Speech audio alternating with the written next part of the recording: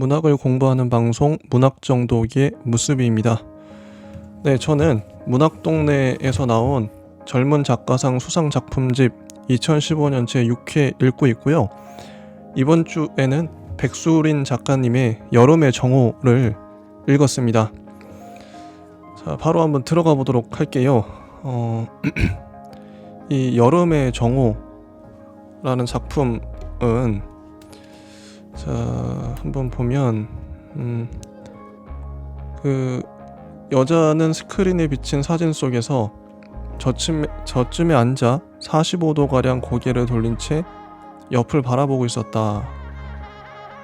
대단한 미인이 아니었지만 같이 앉은 남자가 못생긴 탓에 여자는 꽤 아름다워 보였다.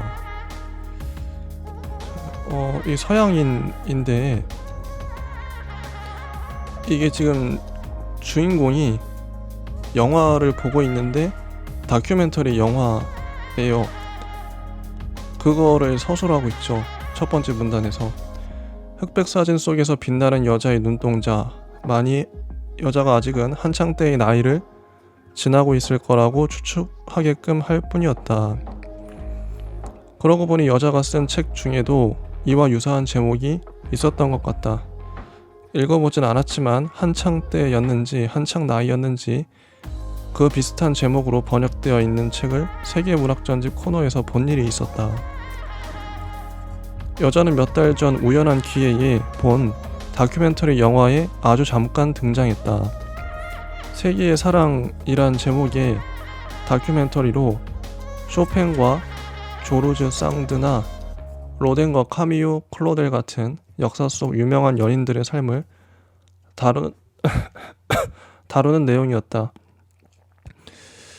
노인이 된 여자는 가장 기뻤던 순간의 기억에 대해 묻는 화면 밖의 인터뷰어를 향해 답을 했는데 퍽 인상적이었던 그 답은 다음과 같은 말로 시작했다.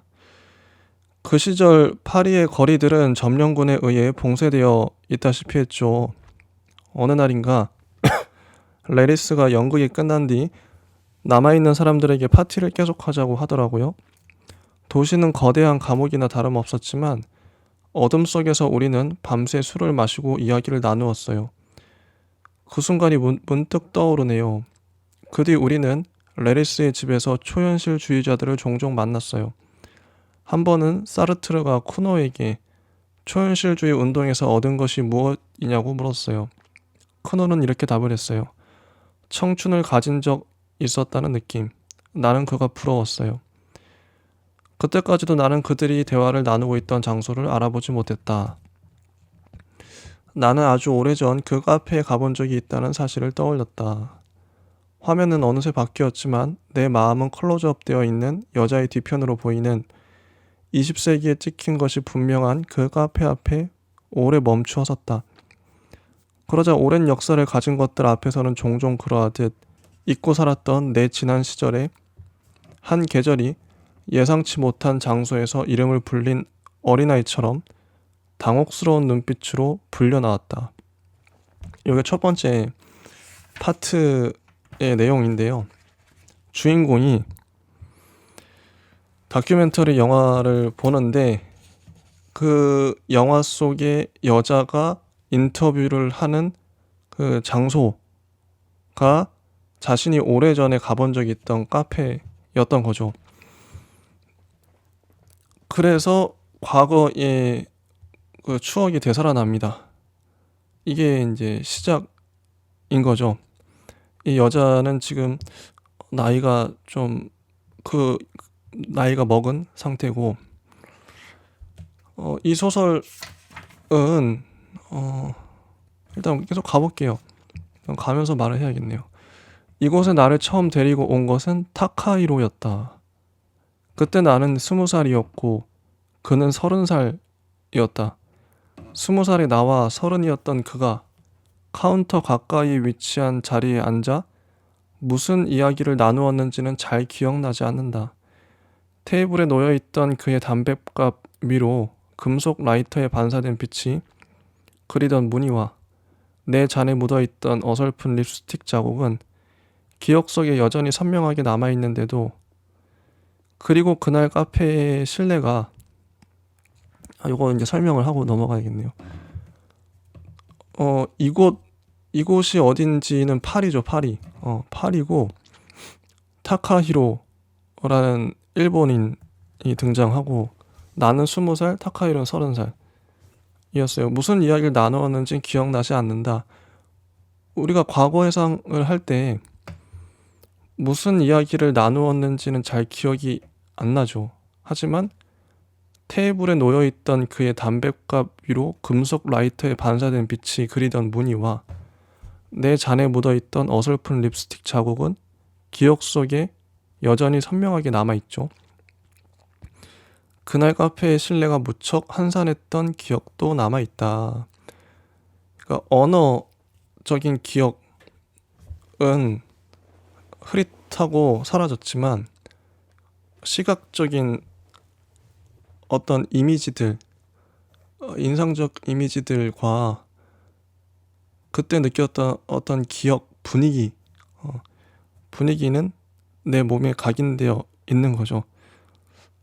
그래서 이 문장이 공감이 됐어요. 테라스 자리는 관광객들로 붐볐지만 실내는 거의 비어 있었다. 우리가 실내에 자리 잡은 것은 햇볕에 타는 것이 싫다며 내가 실내 테이블을 고집했던 탓일 가능성이 컸다. 그는 에스프레소를 마셨는데 그때 나는 그런 것들이 괜히 멋있어 보였다. 그가 마시는 쓴 커피, 쓴 담배, 쓴 술 따위에 지금 생각해보면 아무것도 아닌 것들이 말이다. 내 20살의 여름은 온통 타카히로에 대한 기억으로 점철되어 있었다. 타카히로에 대한 서술이 나왔고요. 타카히로는 오빠의 친구였다. 나는 그 당시 파리로 유학 간 오빠의 집에서 여름방학을 보내고 있었다. 일종의 유배기간이었는데 유배기간 치고는 달콤한 시간이었다. 나의 유배가 결정된 것은 내가 대학교에 입학하고 나서 첫 학기에 학사 경고를 받았기 때문이었다. 나는 그 학기에 과제를 하지도 수업에 가지도 않았고 그 때문에 아버지와 매일같이 싸웠다. 어머니는 아버지와 나의 싸움에 지쳐 나를 방학 중에 오빠에게 보내기로 결정했다. 어려서부터 내가 터울이 많이 지는 오빠의 말을 유난히 잘 따랐기 때문이다. 비싼 돈 들여 넓은 세상을 보여주니 돌아오면 정신을 차리라는 말과 함께 어머니는 오빠에게 줄 각종 밑반찬을 담은 18kg짜리 트렁크에 주소가 적힌 태그를 달았다. 파리로 유배를 갔다. 과제를 하지도 않고 수업에 가지도 않았어요. 사춘기였었던 것 같고 공항에는 오빠가 나와 있었다. 사방에서는 알 수 없는 언어가 들렸지만 낯선 나라에 왔다는 느낌은 전혀 들지 않아 그것이 더 낯설게 느껴졌다. 우리는 공항버스를 타고 시내로 들어갔다. 영화에서나 보았던 석조 건물들과 정갈하게 정돈된 가로수들은 아름다웠지만 생각한 것만큼 나를 설레게 하지 않아 나는 왠지 서글펐다. 다만 밤 9시가 넘었는데도 해가 채 지지 않아 서울의 7시처럼 푸른 빛을 띠던 하늘만은 신기했던 기억이 남아있다. 기억이 아직 남아있다. 밤이었으나 밤이 아니었던 시간, 타지였으나 타지가 아니었던 도시, 우리였으나 우리가 아니었던 날들. 이렇게 두 번째 파트가 끝나는데요. 인상적으로 잘 표현한 것 같아요. 아까 타카히로를 묘사하는 쓴 커피, 쓴 담배, 쓴 술, 이거는 단지 주인공이 인상 깊었다는 의미를 넘어서서 실제로 타카히로의 삶을 집약적으로 보여주죠. 쓴 인생, 쓴 청춘을 보내고 있었으니까요. 30살에. 그리고 여기서 등장하는 화자, 나는 유배기간으로 갔는데 왜 과제를 하지 않았는지, 왜 수업에 가지 않았는지는 구체적으로 나오진 않아요. 하지만 보편적 이유겠죠. 당시의 청춘의 반항일 수도 있고 단지 그냥 하기 싫었을 수도 있고 그래서 어찌어찌 파리로 갔는데 낯선 나라에 왔다는 느낌은 전혀 들지 않아서 더 낯설게 느껴졌다. 익숙했다는 거죠. 파리가 익숙했다는 겁니다. 그리고 건물들, 가로수들 아름다웠지만 생각했던 것만큼 나를 설레게 하지 않았다. 나는 왠지 서글펐다. 이 화자의 심정이 잘 반영된 묘사죠. 그리고 밤 9시가 넘었는데도 해가 지지 않아. 그래서 밤이었으나 밤이 아니었던 시간. 밤이었으나 밤이 아니었다. 타지였으나 타지가 아니었던 도시. 우리였으나 우리가 아니었던 날들. 반어법인데요. 모순되는 문장인데 이런 문장 좋죠. 남편이 또 시점이 옮겨와요. 이건 과거 회상이었고 그리고 이 소설은 과거와 현재를 왔다 갔다 합니다. 과거는 내가 파리로 가서 타카히로를 만났던 그 과거 회상 씬이 나오고 현재로 와서는 남편과 결혼을 했는데 남편과 런던 학회에 참석하고 그런 얘기가 나와요. 어쨌든 다시 파리로 왔습니다. 현재의 나도 파리에 있고 과거의 나도 파리에 있죠. 이게 교차 서술 됩니다. 왔다 갔다 하면서 전형적인 서술 방식이기도 하죠. 남편이 겨울방학 동안 런던에서 열리는 학회 발표자로 참석한다고 했을 때 굳이 동반하겠다고 나섰던 것은 핑계김에 파리에 다시 와보고 싶었기 때문이다. 그런 핑계라도 되지 않으면 유럽은 그냥 오기에는 경비가 너무 많이 드는 여행지였다. 확신이 없는 사람들은 쉽게 우연에서 어떤 계시의 흔적을 찾고 싶어하는 법이다. 나 역시 시간을 때우기 위해 들어갔던 낡고 작은 상영관에서 타카히로가 나를 데리고 갔던 카페와 조우한 것이 어떤 신호라는 생각이 기꺼이 사로잡히고 싶었다. 그렇지 않고서야 남편이 런던에서 개최되는 학회에 참석하게 될 무렵 오빠가 수년 만에 내게 타카히로의 이야기를 꺼냈을 이유도 없었다. 나는 이 모든 것이 내게 타카히로를 만나러 가라는 내가 그 존재를 짐작할 수 없으나 가끔은 겸허한 마음을 갖게 하는 존재가 내게 보내는 암시라고 믿고 싶었다. 타카히로를 만난들 타카히로가 나를 기억할지도 미지수였고 달라질 것은 아무것도 없다는 것을 알면서도 나는 한 번쯤은 더 그를 만나보고 싶었다.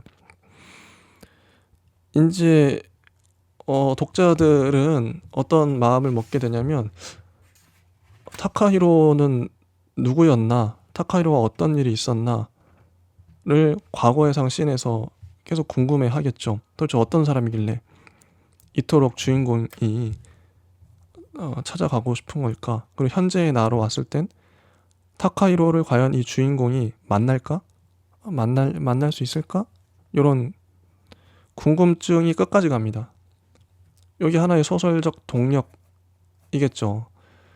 우리는 학회가 열리는 사흘을 런던에서 보낸 뒤 나흘 일정으로 파리에 왔다. 그리고 왔어요. 10여 년 만에 찾은 파리는 변한 것 없이 없어 보였지만 낯설었다. 그와 함께 갔던 것이 틀림없던 그 카페, 다큐멘터리에 등장했던 그 카페를 나는 여행 책자에서 찾았다. 그리고 그것에 가봤자 타카히로를 다시 만날 가능성이 없다는 것을 알면서도 나는 사랑한다는 말을 외국인 연인의 모국어로 처음 배운 사람처럼 낯선 언어로 쓰인 지하철역 이름을 천천히 발음해 보았다. 이렇게 또 한 문단이 끝나고요. 또 다음 또 파트로 넘어갑니다. 19세기에 지어졌다 했으니 낡은 것이 어제 오늘일 리는 결코 없었는데도 카페는 10여 년 전에 내 기억과 어딘지 달랐다. 초록색 차양이 드리워진 테라스는 날이 추웠지만 예전의 기억보다 더 많은 관광객들로 붐볐다. 햇빛이 쏟아지는 밖과 달리 카페 안은 다소 어두웠는데 나는 그것이 마음에 들었다. 그렇지만 자리에 앉아 주변을 둘러보는 순간 이상하게 서글퍼졌다. 왜인지는 정확히 알 수 없었다. 기억 속 그대로인 아이보리색 벽과 원목 카운터, 도금 장식의 샹들리에 같은 것들, 무수한 예술가들이 들고 났다는 이유로 나를 설레게 했던 카페는 어딘지 조잡한 세트장 같은 느낌을 풍겼다. 오래전 타카히로와 처음 이곳을 찾았을 때 나는 시간의 단조로움이 주는 위안을 느꼈다. 창밖으로는 언제까지고 계속될 듯한 한낮이었고 소음은 단절되어 있었고 카페 안의 모든 움직임은 19세기에서 20세기로 건너오는 것처럼 느렸다. 갈색의 테이블들과 자주색 의자 위로 계절마다 쌓였을 먼지들조차 고요히 가라앉아 있었다. 테이블 위를 일정한 리듬으로 두드리던 하얀 손가락. 그것이 타카히로의 습관이었다는 것을 나는 나중에야 알았다. 에어컨이 나오지 않는 실내의 카페는 더웠을 텐데 이상하게도 나는 그날을 떠올리면 그와 나 사이에 서늘한 바람이 불었던 것만 같아. 이런 과거 회상을 하고 있어요. 이게 우리의 기억하고도 많이 좀 연동이 되는 것 같아요. 과거를 떠올릴 때 당시엔 예뻤는데 이상하게 서글퍼지고 어딘지 조잡한 세트장 같고 나를 설레게 했던 카페가요. 이런 경험 누구나 있으리라 생각합니다. 소음은 단절되어 있었고 카페 안의 모든 움직임은 19세기에서 20세기로 건너오는 것처럼 느껴졌다. 느렸다. 오빠는 타카히로를 만나려면 오페라 극장 쪽으로 가야 한다고 했다. 나는 시계를 보았다. 아직 시간이 있었다. 타카히로를 보러 갈 것인지 가지 않을 것인지 나는 아직 결정을 내리지 못했다. 타카히로와는 오빠의 집에서 처음 만났다. 또 다시 과거 회상으로 넘어갔죠. 20살의 나. 무슨 일 때문이었는지 기억이 정확히 나지 않지만 그날 오빠는 몹시 바빴다. 드디어 오빠의 감시에서 벗어날 수 있으리란 생각에 나는 무척 신나 있었다. 오빠가 돌봐줄 사람을 불렀다 했을 때 평소보다 화가 더 났던 것은 그런 이유였다. 나는 오빠에게 나를 애 취급하지 말라며 나도 이제 성인이라고 소리를 질렀다. 오빠는 성인이면 성인답게 행동하라며 자기 인생에 대한 목표도 책임감도 없는 인간이 성인이라는 말은 잘도 한다고 빈정댔다. 타카히로는 오빠와 내가 서로를 향해 온갖 저주의 말을 퍼붓고 있을 때 초인종을 눌렀다. 첫눈에도 일본인처럼 보이는 외양을 가진 그는 머리카락이나 눈썹이 부자연스럽다 느껴질 정도로 까맸다. 면도를 했을 것이 틀림없었지만 턱에는 푸르스름하게 수염 자국이 남아있었다. 오빠는 내가 알아들을 수 없는 외국어로 불어였겠지만 타카히로를 향해 말했다. 타카히로가 내 쪽을 보며 웃었고 그 때문에 나는 더 불쾌해졌다. 오빠가 나를 애 취급하는 말을 한 것이 분명했다. 다 짜증이 났지만 오로지 오빠와 떨어져 있기 위해 나는 타카히로를 따라 나섰다. 그는 나보다 키가 조금 컸지만 왜소한 탓에 나보다 훨씬 작은 것처럼 느껴졌다. 나란히 걸으면 내가 그렇게 뚱뚱한 편이 아니었음에도 비대해 보일 것 같아 신경이 좀 쓰였던 것도 기억난다. 이도 저도 다 짜증나고 도망가고 싶단 마음뿐이라 혼자 앞장서서 걷는데 타카히로는 아무 말도 없이 내 뒤를 따라왔다. 이거 중요합니다. 아무 말도 없이. 골목은 계속 이어졌고 나는 어디를 가는지도 모르고 걸었다. 한참을 걷다 다리가 아파올 무렵 제자리에 서서 뒤를 돌아보니 타카히로는 여전히 나를 잘 따라오고 있었다. 내일 당장 한국에 돌아가고 싶은데 그러려면 어떻게 해야 해? 그것이 내가 타카히로를 향해 내뱉은 첫마디였다. 타카히로는 억지 쓰는 어린아이를 바라보는 듯한 눈빛으로 나를 보며 웃었다. 내가 언제부터 그를 좋아하게 되었는지는 분명하지 않다. 이때가 아니었을 것은 확실하지만. 자, 아무 말도 없이 따라가죠. 무언가 말하지 않아요. 가르치려고 들지도 않고 어떤 강렬한 호기심을 갖고 무언가 많이 물어보지도 않고요. 그냥 말없이 이 화자가 이끄는 대로 뒤를 졸졸졸졸 따라갑니다. 그 자리에 같이 있어주는 거죠. 그 뒤로 우리는 자주 만났다. 오빠와 같이 보기도 했고 단둘이 보기도 했다. 오빠는 나 같은 괴팍한 성격의 애를 잘도 본다며 타카히로를 칭찬했다. 타카히로가 한 거는 아무 말도 없이 뒤따라가는 것밖에 없었는데요. 나는 오빠가 타카히로 앞에서 나를 애 취급할 때마다 화가 났다. 그때마다 타카히로는 우리는 사이가 좋아 라고 말했는데 나는 그 말이 마음에 들었다. 그의 영어는 짧았고 게다가 불어로 오염이 되어 놀라울 정도로 엉망진창이었지만 나는 그가 하는 말을 다 알아들을 수 있었다. 자, 다 알아들을 수 있었다. 서로 통했다는 거죠. 실제 언어는 몰랐을 수도 있어도 느낌상, 감정상, 정서상 통했다는 거죠. 타카히로와 함께 보낸 날들의 풍경은 대충 이랬다.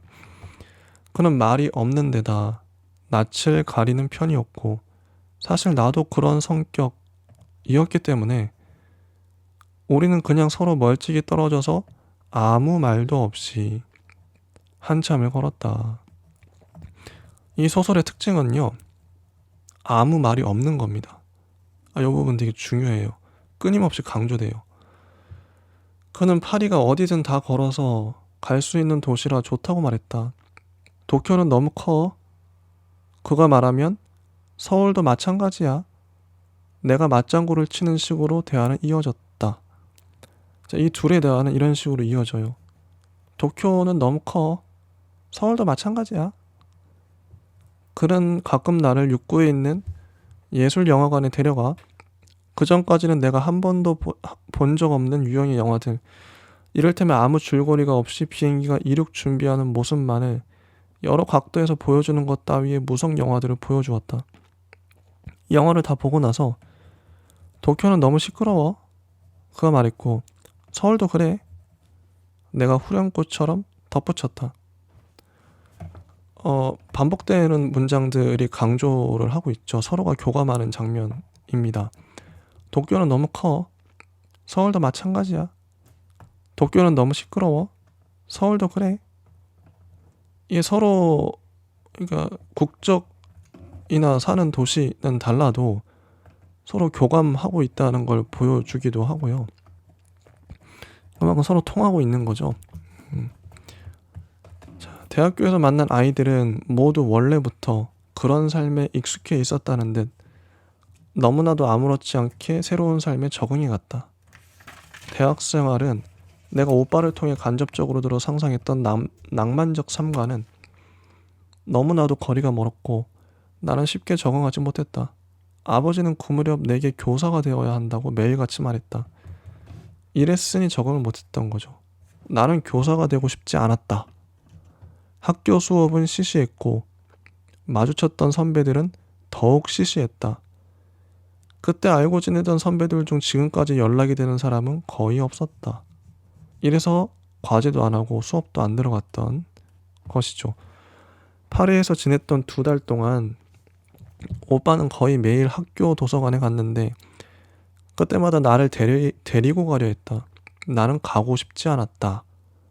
위에도 나왔죠? 나는 교사가 되고 싶지 않았다. 아래도 나는 가고 싶지 않았다. 누군가 강요하는 거, 아버지가 교사가 되라는 강요도 싫은 거고요. 오빠가 도서관에 같이 가자는 강요도 싫은 거죠. 타카히로는 오빠와 달리 도서관 근처는 얼씬도 하지 않으면서 공원에 멍하니 앉아 있거나 아침부터 밤까지 영화관에 앉아 멀미 날 때까지 쓸데없는 영화를 보면서 시간을 낭비해댔다. 나는 타카히로와 있는 것이 오빠와 있는 것보다 더 편했다. 자, 주인공 이 화자한테는 그럴 것 같아요. 이건 뭐 누구라도 그러지 않겠어요? 무엇도 강요하지 않고 남들이 봤을 땐 뭐 빈둥빈둥 거리는 것 같은데 시간을 낭비하는 것처럼 보이지만 자기가 좋아하는 활동을 하죠. 영화를 본다든지 공원에 멍하니 앉아 있는다든지 자기의 주관대로 의지대로 자유롭게 삽니다. 타카히로는 내 주변의 모든 사람처럼 매사에 최선을 다하지도 않았고 삶이 얼마나 가치 있는 것인지에 대해 내게 주입하려 하지도 않았다. 오빠가 공부를 하는 동안 나는 타카히로를 쫓아다녔다. 그때나 지금이나 사람이 많은 관광지에는 그다지 관심이 없었다.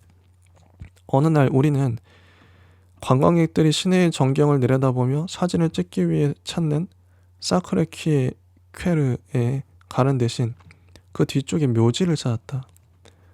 묘지를 가요. 괜히 가는 게 아니죠. 어떤 소설적 상징이 있는 것이죠. 타카히로와 나는 둘 다 별다른 말없이 묘지 위로 쏟아지는 햇살을 보았다. 이게 이 소설의 해설을 한 평론가님은 에로스와 타나토스의 충동이 같다. 청춘이 앓고 있는 것이죠. 청춘은 사랑을 앓고 있는데 사랑과 죽음 충동 그 두 가지를 동시에 두 가지는 닮았죠. 그래서 이 타카히로도 청춘을 앓고 있고요. 그래서 에로스와 타나토스에 휩싸여 있고 이 화자도 마찬가지입니다. 그래서 묘지를 갔던 것이죠. 죽음 충동 때문에. 이상하다. 우리가 지금 앉아있는 곳에 죽은 사람들이 묻혀있다는 게 사방이 신비롭게 반짝이는 느낌이었다. 빛이 쏟아지죠. 나는 태어나서 묘지에 처음 와본 거였다. 세상이 지나치게 조용하고 평온했다.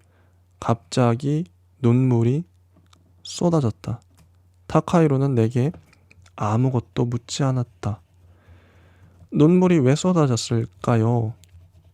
어떤 강렬한 공감? 묘지에 타나토스를 갖고 있는 사람이 에로스와 타나토스를 들끓는 사람이 묘지에 갔으니 얼마나 북받쳐 오를까요? 공명했기 때문이죠. 자기도 모르게. 타카히로는 내게 아무것도 묻지 않습니다. 여기에 핵심이에요. 타카히로는 과묵하죠.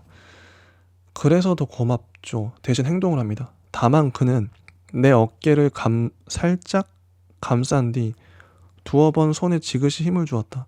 어깨뼈 위에 닿았던 그의 손가락 마디 뼈의 감촉. 그의 손은 가늘었지만 여자의 손과는 달리 손등에 정맥이 붉어져 있다는 것을 알고 있었다. 그 뒤로도 며칠 동안 나는 내 몸에 닿았던 손가락 뼈의 감촉을 느꼈다. 조금 더 힘이 들어갔던 엄지손가락과 어딘지 어색하게 닿았다가 떨어지던 나머지 손가락들.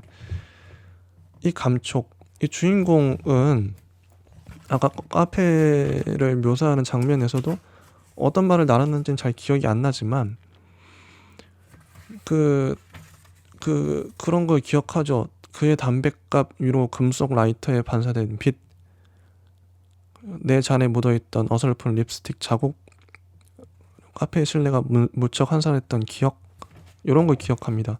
어쩌면 언어보다 강렬한 건 감촉이나 시각인지도 모르겠어요. 다른 감각인 것이죠.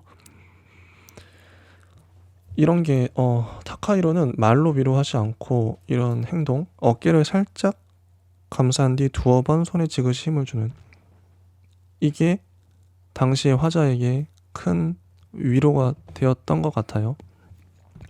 타카히로는 이바라키 출신으로 아버지, 어머니, 형, 타카히로 이렇게 네 식구였다.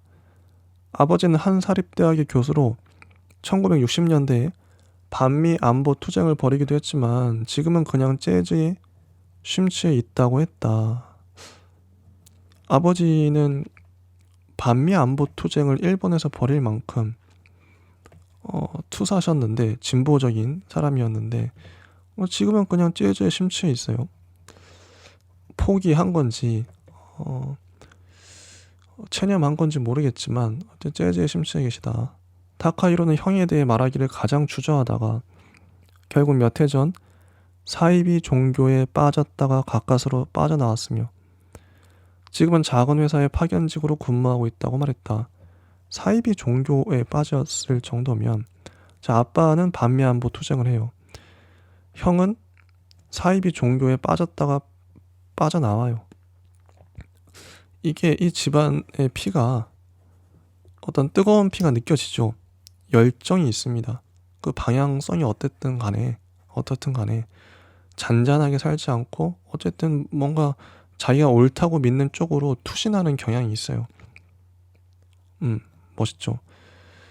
그런 피를 타카히로도 물러받았으니 타카히로도 뭔가 과격한 어떤 인생을 걸만한 쪽으로 갈 법하죠.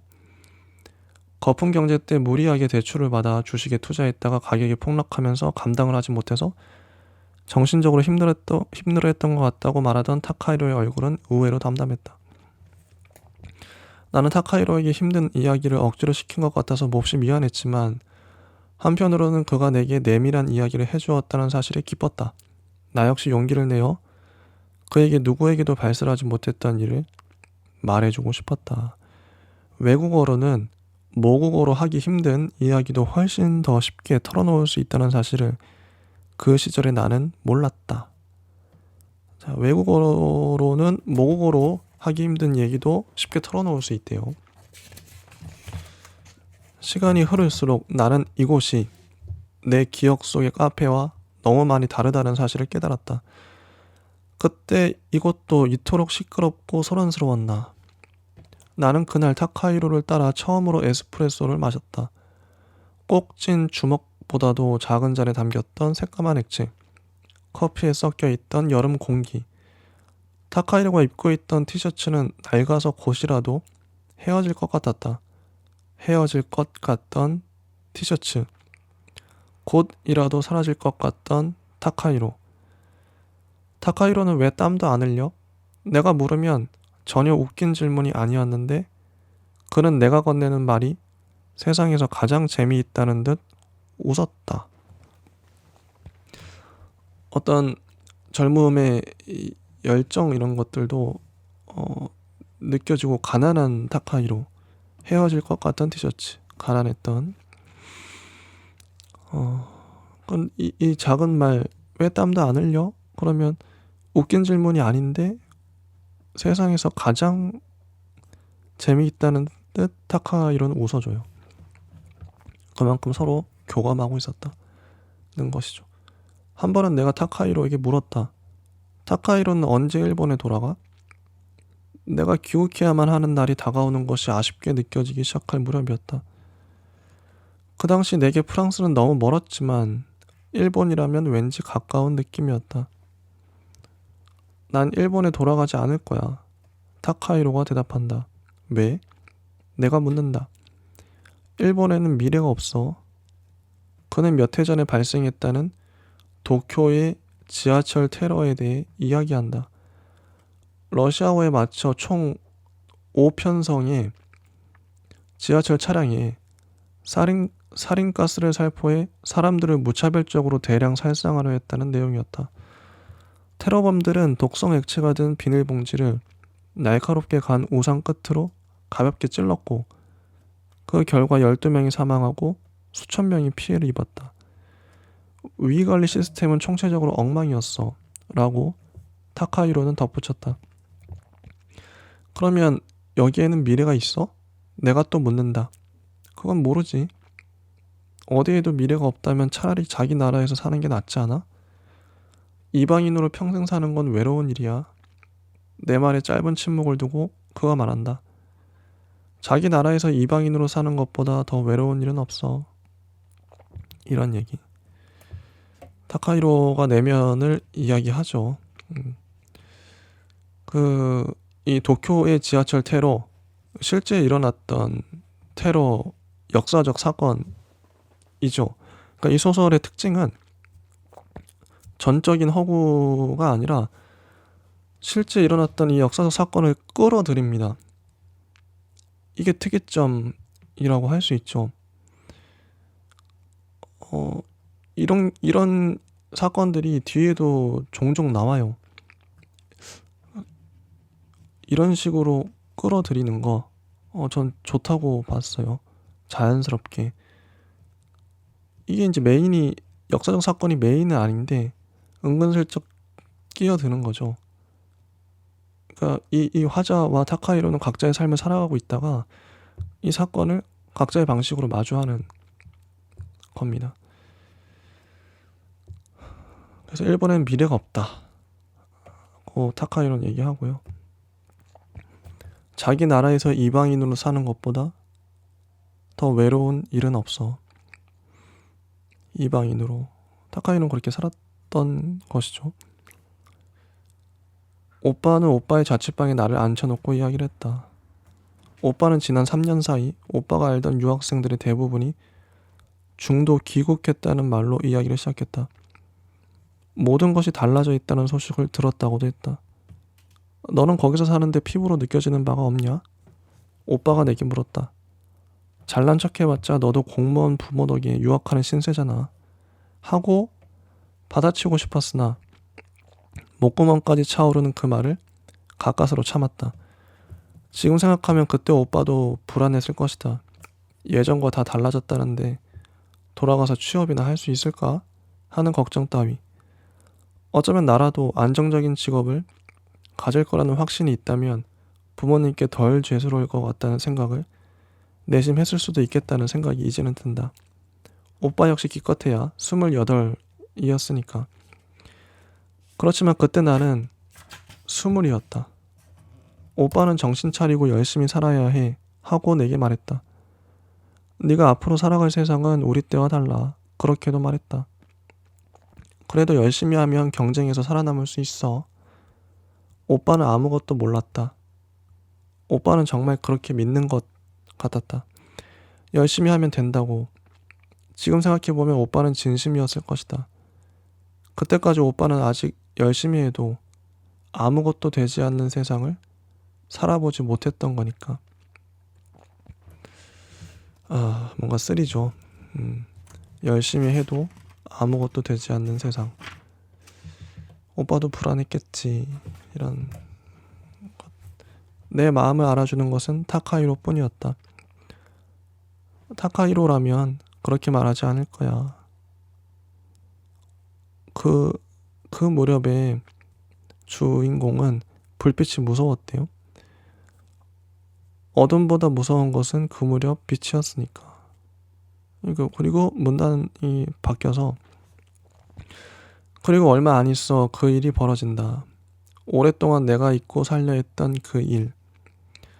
그날 다급하게 달리던 나의 발소리. 허겁지겁 눌렀던 초인종. 오빠, 타카히로가 이상해. 이게 줄바꿈 하면서 한 문장씩 한 문단이 되어 있어요. 무슨 일인가 일어난 거죠. 드디어 일어났습니다. 창밖이 갑자기 소란스러웠다. 수많은 사람들이 카페 앞을 서성였다. 건너편 테이블에 앉은 관광객들이 내게 시위 중이에요 라고 영어로 말했다. 일어나 내다보니 아닌 게 아니라 시위를 하는 사람들이 도로를 행진하고 있었다. 이거 현재 시점이고요. 시위를 하고 있어요. 이게 역사적인 사건과 계속 맞물립니다. 어떤 시위, 사회적인 어떤 이슈들이 들끓고 있죠. 시위를 하고 살인가스가 살포되고 이런 것들이 소설에 계속 등장을 해요.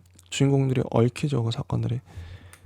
그 일이 있기 며칠 전 우리는 몽파르나스 역에서 만났다.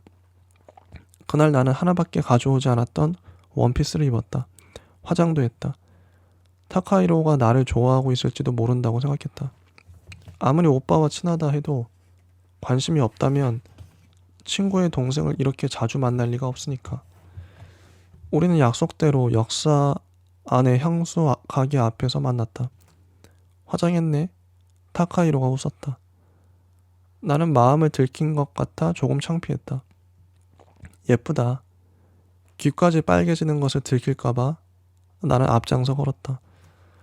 타카히로는 역사 안의 대형 서점에 들러 책을 골랐다. 읽을 수조차 없는 언어로 쓰인 책들에서 풍기는 종이 냄새를 나는 맡았다. 타카히로가 내게 좋아하는 작가가 있느냐고 물었다.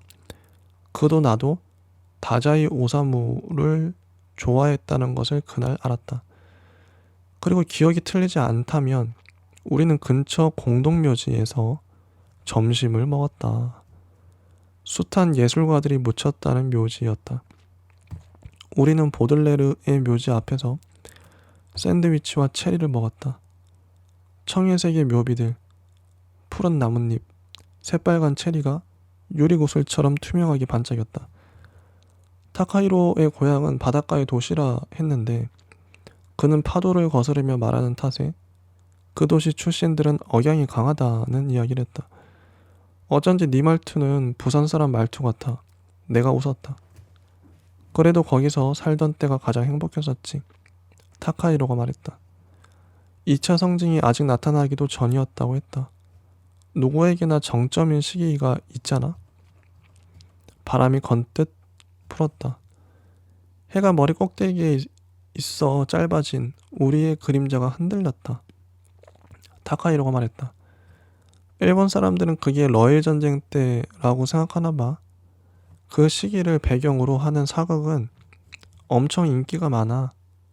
나는 그 전쟁을 계기로 우리나라가 주권을 잃었다는 말은 굳이 하지 않았다.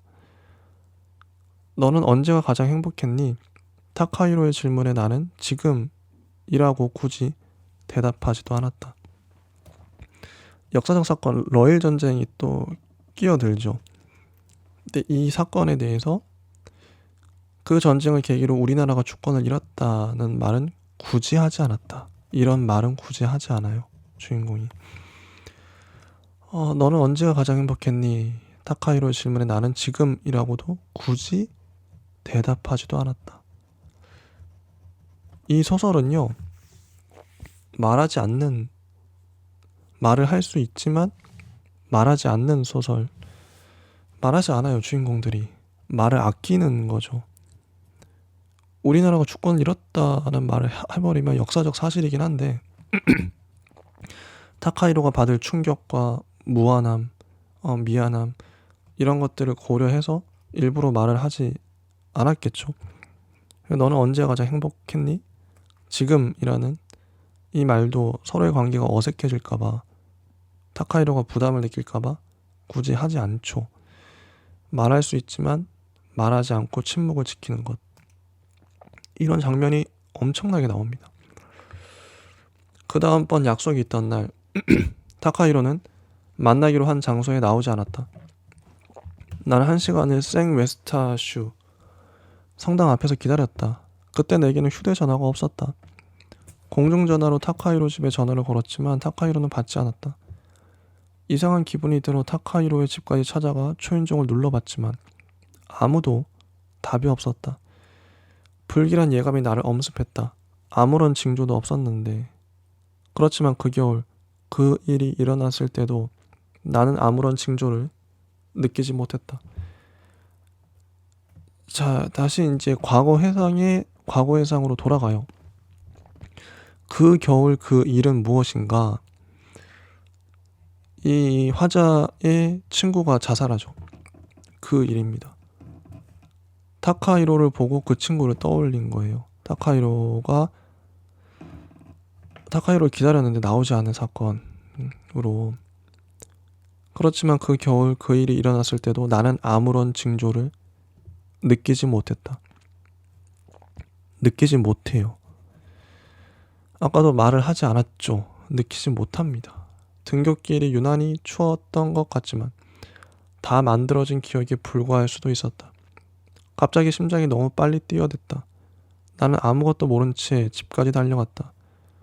지하철을 타고 뛰고 또 뛰어서 오빠가 놀라서 현관문을 열었다. 무슨 일이야? 오빠가 밖으로 뛰쳐나갔다. 그날 밤 오빠는 내게 말했다. 타카히로가 자살을 시도했다고. 타카히로가 자살을 시도합니다. 처음이 아니라고.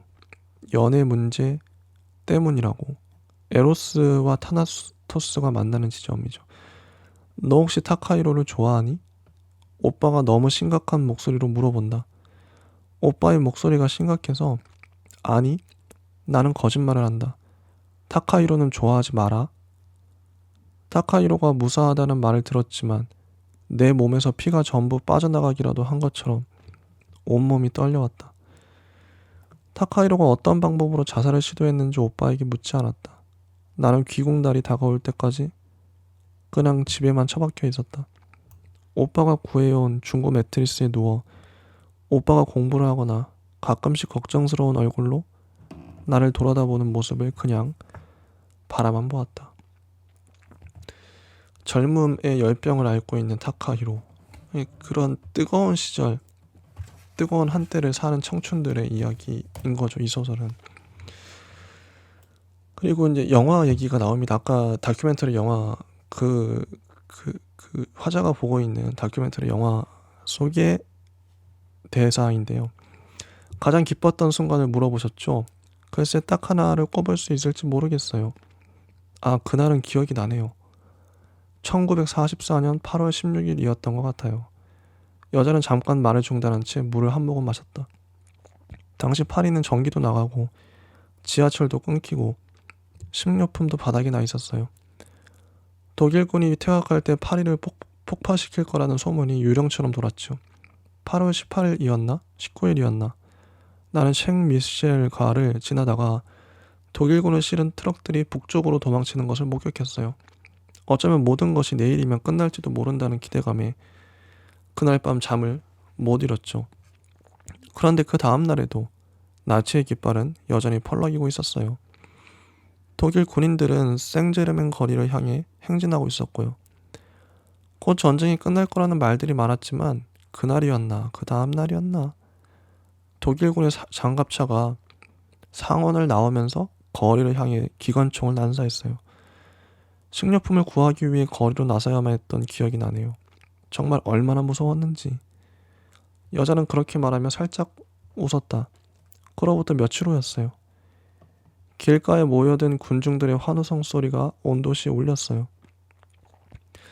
그렇게 큰 환호성은 두 번 다시 들어본 적이 없는 것 같아요. 지붕 위에서 쏜 누군가의 총에 맞아 사람들이 쓰러지기도 했지만 무엇도 그날의 열기를 멈출 수 없었죠. 나와 사르트르는 하루 종일 삼색기가 나부끼는 파리 시내를 걸어다녔어요. 그 다음날 오후 드골이 상젤리제를 행진했죠. 그때 나는 파리가 해방되었고 결국 미래가, 희망이 우리 것이라고 생각했어요. 꿈꾸는 듯한 여자의 얼굴을 클로즈업. 알제리 전쟁이 일어날 거라고는 짐작도 못하던 시절이었죠. 이렇게 인터뷰가 끝나는데요. 이것도 역사적 사건이 나오죠. 1944년 독일이 후퇴하고 드디어 해방이다. 파리가 해방되었다 했는데 알제리 전쟁이 일어날 거라고는 짐작도 못했던 시절이죠. 이 마지막 말이 여운을 남깁니다. 그러니까 프랑스가 독일의 압박에 그렇게 시달렸는데 해방되고 나서 프랑스가 또 알제리를 그렇게 건드려요. 못살게. 알제리 전쟁이 난 거죠. 이 역사의 아이러니. 억압받던 나라가 또 다른 나라를 억압하는 그런 거죠. 나는 귀국하기 전날 타카히로와 작별 인사를 하기 위해 용기를 내어 집 밖으로 나섰다. 우리는 타카히로의 집과 오빠 집의 중간쯤 되는 바스티유 근처에서 만났다. 고작 2주 만인데 타카히로의 얼굴이 너무 야위어 그의 얼굴을 똑바로 볼 수가 없었다. 우리는 바스티유 근처의 작은 항구를 따라 걸었다. 타카히로 좋아하는 사람이 있어? 그 사람이 받아주질 않아? 나는 걸음을 갑자기 멈추고 나의 발끝을 내려다보며 농담조로 말했다. 나라면 받아줄 텐데 라고 말하는 대신 그 여자가 나보다 더 예뻐? 하고 물었다. 나는 내 발끝에서 시작되는 우스꽝스러울 정도로 짧은 나와 타카히로의 그림자를 보았다. 이 그림자도 점점 자라다가 사라지겠지. 타카히로는 아무 말이 없었다. 자, 화자가 타카히로를 이제 마지막으로 만나서 했던 말들인데요. 이 파트가 하이라이트라고 봅니다. 귀국하기 직전에 타카히로를 마지막으로 본 순간에 타카히로와의 대화 장면인데, 나라면 받아줄 텐데 라고 말하는 대신 진심을 숨기죠. 그리고 타카히로는 아무 말도 없죠. 그림자는 점점 자라다 사라지겠지. 왜 제목이 여름의 정오인지가 드러나죠. 여름의 정오면 12시잖아요. 낮 12시. 가장 뜨거운 순간. 인간에게도 인간의 여름의 정오는 언제일까요? 바로 타카히로의 이 시절. 그리고 이 주인공의 이 시절. 이 가장 뜨거운 시간. 여름의 정오인 거죠. 청춘의 한때. 에로스와 타나토스로 들끓는 사랑의 감정이 극에 달하고 죽음의 감정이 극에 달해서 자살을 기도하기도 했다가 사랑 때문에 열병을 앓기도 하는, 이게 여름의 정오인 거죠. 이들의. 지금부터 읽을 장면이 절정이라고 생각하는데요. 타카히로, 이것이 그와의 영원한 작별이라면 나는 그에게 꼭 전하고 싶었던 말이 있었다. 아니, 사실 그것은 말로는 표현에 전할 수 없는 것이었다. 말로는 표현에 전할 수 없는 것. 누구에게도 전하지 못한, 굳이 말하자면 어떤 감각 같은 것. 그렇지만 가뜩이나 영어가 유창하지도 않은데 그토록 추상적인 감각을 내가 잘 전달할 수 있을지 자신이 없었다. 그래서 나는 축제로 교내는 시끄러웠어 라고 말하지 못했다. 이게 무슨 말이냐면, 축제로 교내는 시끄러워서 갑자기 이런 얘기를 해요. 이게 화자의 친구가 자살했던 얘기를 꺼내는 거예요. 타카히로한테. 왜 이 순간에 이 얘기를 꺼낼 수밖에 없었는지는 이전의 정황을 보면 알 수 있는데, 타카히로가 그만큼 친근했고 타카히로 짝사랑하기도 했고 화자가 편안했고, 근데 타카히로가 그 친구가 닮았죠. 타카히로도 자살 시도를 했고 이 친구는 실제로 죽었고, 그래서 이런 직감들이 연결되다 보니 이 얘기를 어떻게든 이 화자는 얘기할 수밖에 없었겠죠. 말하지 않으면 폭발할 것 같으니까. 너무 응어리로 있었으니. 그래서 나는 축제로 교내는 시끄러웠어 라고 말하지 못했다. 말하지 못해요. 또 말한 것도 아니요. 캠퍼스 곳곳에 조명을 달아 사방이 눈부시도록 환했어 라고도. 나는 그때 문과대 건물 가장 꼭대기에 위치한 독서실의 칸막이 책상 앞에 앉아 있었다. 과거에 시위로 일부 불탔었다고 선배들이 신입생 오리엔테이션 날 설명해 주기로 했던 건물이었다. 시험 때면 자리를 맡기 힘들 정도로 협소한 공간이었지만 모두 축제의 열기로 들뜬 터라 독서실은 텅 비어 있었다. 창밖의 소란이 비현실적으로 느껴질 만큼 독서실은 고요하고 초라했다.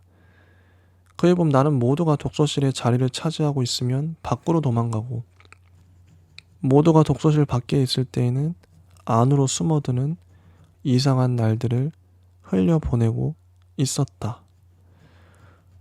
사람을 피해 다니는 화자예요. 나는 우두커니 칸막이 책상 앞에 앉아 있었어. 그렇게 말하고 싶었지만 나는 그냥 타카히로 앞에 서 있을 뿐이었다. 우리는 자결하는 태양을 머리에 이고 서 있었다. 우리 사이로 바람 한 점 불지 않았다. 독서실에서 느꼈던 갑작스러운 충동에 대해 이야기하고 싶었던 것은 아니었다. 어쩌면 그런 것에 대해서는 나보다 타카히로가 더 잘 알고 있었을 테니까. 나는 독서실을 가로질러 가 창문을 열었다. 오랫동안 열지 않은 커다란 창문에서는 쇳소리가 났다. 덩어리진 먼지가 날렸다. 창밖으로 음악소리와 웃음소리, 그리고 간간히 고함소리. 왜 그 시절에는 사방에서 시도 때도 없이 고함치는 사람들이 꼭 있었을까? 언덕 위에 위치한 문과대 건물의 5층은 무척 높았어 라고 나는 타카히로에게 말하지 않았다. 말하지 않아요. 필통에서 지우개를 꺼내 밖으로 던져봤어 라고도. 지우개가 포물선을 그리며 아래로 떨어져 내렸다. 사실 죽고 싶었던 것은 아니었다. 나는 그저 제이를 이해하고 싶었을 뿐이라고 타카히로에게 변명처럼 말하지 않았다. 나는 창틀 위로 기어 올라갔다. 창틀에 걸터 앉아서 들었던 노랫소리, 광장에서부터 들려오던 노랫소리, 그저 엉덩이만 들면 되는 일이었다. 제이는 그냥 엉덩이를 들기만 했을 것이다. 그 아이의 몸은 복도식 아파트의 15층에서부터 아래를 향해 곤두박질 쳤다. 몸이 산산조각 났다는 소문을 들었지만 실제로 보지는 못했다. 제이가 그토록 다니고 싶어 했으나 점수가 모자랐다던 학교에 나는 입학했다. 제이와 나는 같은 반이었다. 아파트의 주차장 아스팔트 위에 하얀 분필로 그려넣었던 제이의 둘레. 나는 제이의 체구가 그토록 작았는지도 미처 몰랐다. 창틀에 오랫동안 앉아 있었어. 제이와 공감하기 위한 화자의 행동이죠. 나는 타카히로에게 설명하고 싶었다. 제이의 죽음이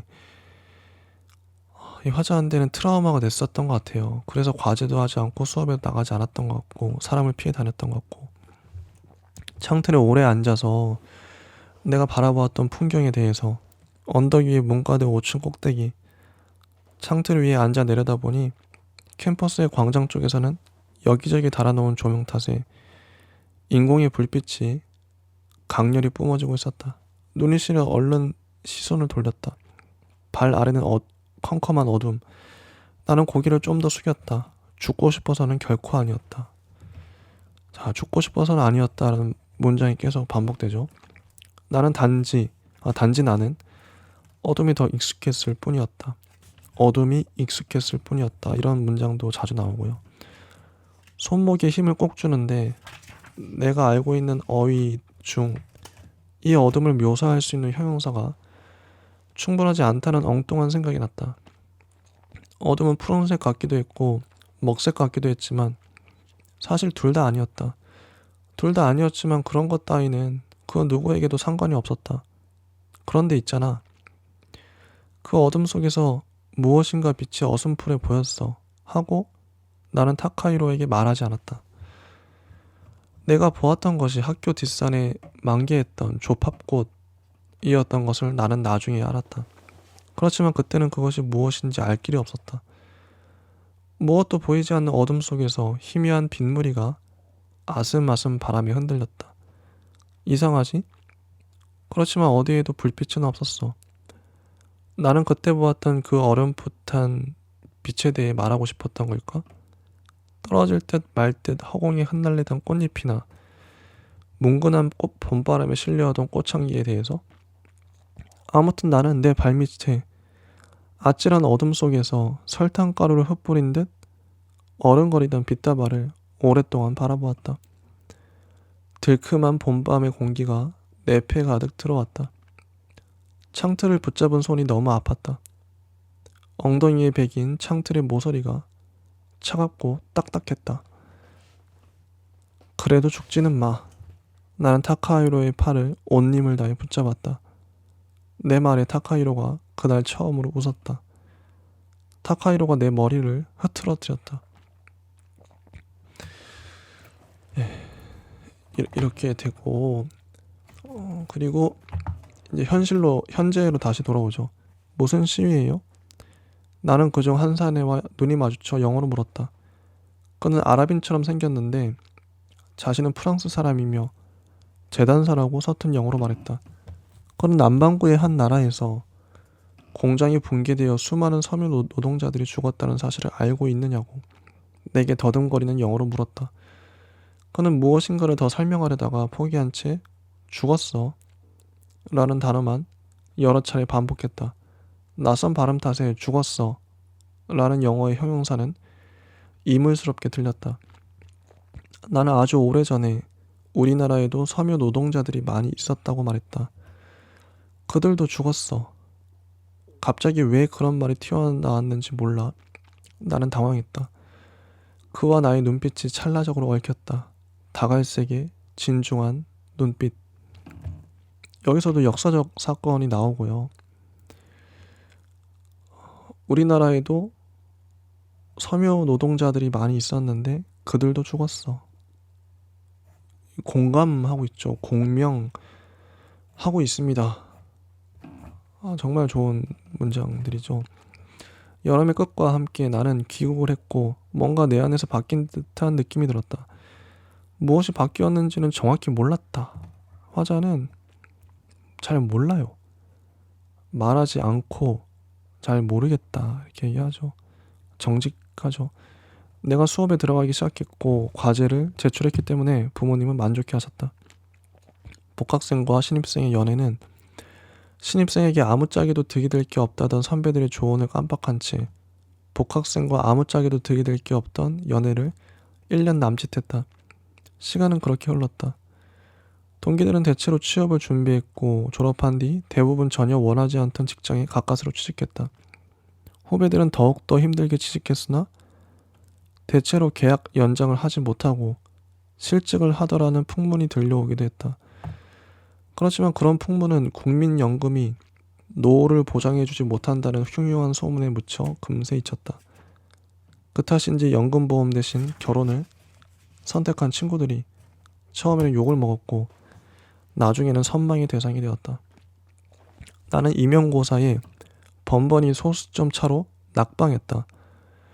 결국은 정규직 교사가 되는 대신 오빠가 소개해준 친구와 결혼을 했다.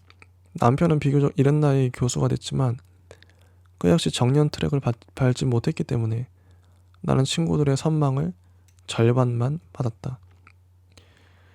일상의 속도는 너무 빨라서 나는 돌아온 이후 그의 여름의 기억을 꺼내본 일이 없었다.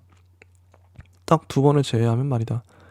한 번은 몇 해 전 뉴스에서 살인 테러의 마지막 수배자를 체포했다는 기사를 접했을 때였다.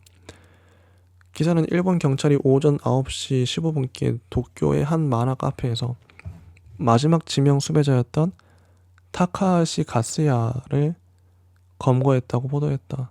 그나마 이 사건에서는 타카히로를 떠올릴 만한 이유가 있었지만 이름이 비슷하니까요. 나머지 한 번의 경우 사실 타카히로가 왜 떠올랐는지는 나도 잘 모르겠다. 그것은 돌아온 다음해 9월 11일의 일이었다. 그해 9월 11일 뉴스에서는 뉴욕 한복판의 고층 건물로 비행기가 날아가 꽂히는 장면을 반복적으로 보여주었다. 커다란 굉음과 함께 불길이 치솟았다. 시커먼 구름 같은 연기가 건물 위로 피어올랐다.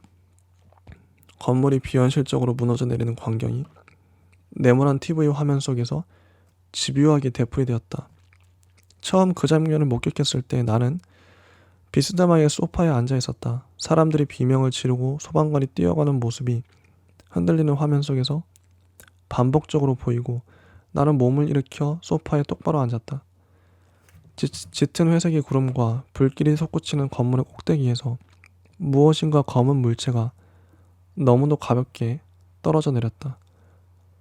그것이 사람이라는 것을 깨닫는 데는 그리 오랜 시간이 필요하지 않았다. 하나 둘 꽃잎처럼 낙하하는 사람들과 푸른 하늘, 검은 연기가 쓰나미처럼 거리를 집어삼킬 듯 뒤덮였다. 사람들이 비명을 질렀다. 나는 나도 모르게 타카히로 하고 속으로 중얼거렸다. 타카히로를 만난 것이 뉴욕도 아니었고 그 순간 그의 이름을 불러야 할 이유는 전혀 없었는데 도대체 왜였는지는 모르겠지만 나도 모르게 9.11 테러 사건이 나오죠. 역사적 사건이 은근히 많이 나옵니다. 작가가 의도적으로 많이 집어넣은 거죠. 이 사건들과 그 시절을 살아가는 이 청춘들, 화자와 타카히로, 오빠가 관련이 있다는 것이겠죠. 하여튼 9.11 테러를 TV로 보면서 타카히로가 기억이 났어요. 그리고 마지막 장면이 나오는데요. 아까 시위하던 그 시위 장면들, 시위자 중에 한 명, 프랑스에는 왜 왔니? 친구를 만나러. 지금 만나러 가는 길이니? 이렇게 물어보죠. 오빠는 타카히로가 국립 오페라 극장 근처의 일본 식당 밀집 지역에서 작은 일본 식품점을 운영한다는 소식을 공통의 지인으로부터 들었다고 했다. 어쩌면 운영이 아니라 그냥 거기에서 직원으로 일하는 것일지도 모르겠다고 덧붙였다. 어느 쪽이라도 상관없었다. 어쨌든 그는 살아있었다. 나도 살아있었다. 의미심장하죠. 어쨌든 살아있었다. 나도 살아있었다. 그러고 보니 나는 이미 그 시절의 오빠보다도 타카히로보다도 나이가 더 많았다. 그것이면 충분해. 나는 조그맣게 읊조렸다. 그렇지만 정말 그럴까? 입안이 썼다. 그리고 마지막 문장들을 읽어볼게요. 우리 곁으로 수의를 입은 시위자들이 조문 행렬처럼 줄을 지어 지나갔다. 그중 누군가가 들고 있는 사진 속에는 붕괴된 건물에 갇혀 죽었다는 이의 얼굴이 담겨 있었다. 죽은 이는 20대 같았지만 10대일 수도 있었다. 해가 어느새 졌네. 아랍계 프랑스인이 내게 말했다. 정말 그렇구나. 어둠이 내린 거리를 바라보면서 나는 입안에 남아있는 커피에 씁쓸한 이물감을 잊지 않기 위해 다시 한번 입술을 핥았다. 이렇게 끝이 납니다. 커피의 씁쓸한 이물감을 잊지 않기 위해 입술을 핥으면서 끝나요. 결국 화자가 타카히로를 만났는지 안 만났는지는 나오지 않죠. 안 만났을 수 있을 것 같아요. 열린 결말이죠. 역사적 사건들이 많이 나오고 정말 여름의 정오 같은 작품. 가장 뜨거운 때 역사적 사건들이 터지고요. 이런 소설입니다. 뭔가 이게 뭔가 좀 함부로 뭔가 정의하기 어려운, 말하지 않았던 좋은 소설이라고 생각을 해요. 이렇게도 얽힐 수 있구나. 이런 식으로 청춘에 대한 소설이기도 하고 역사를 되짚어보는 소설이기도 하고요. 이 정도 하고 또 다음 시간에 뵙도록 하겠습니다. 감사합니다.